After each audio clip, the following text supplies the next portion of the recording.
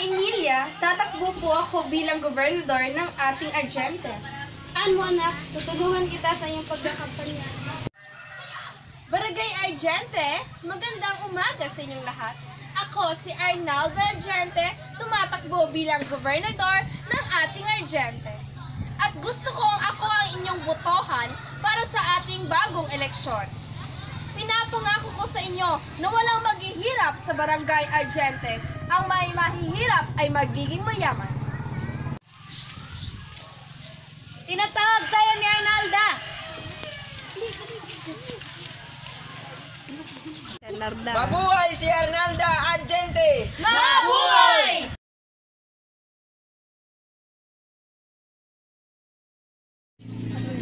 Sa bahay ng pamilya Madrigal, Mahal, ano ba nangyari sa ating gobernador?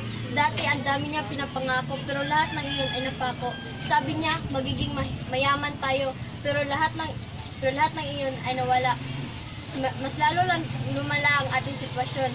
Yan mo mahal, makakaraos din tayo. Paano na lang ang ating anak na si Jepoy?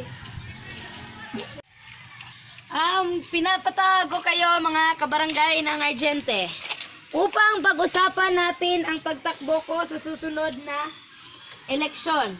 Gusto ko sanang pigilan ang pagbabaliwala ng ating bagong gobernador na si Arnalda Argente.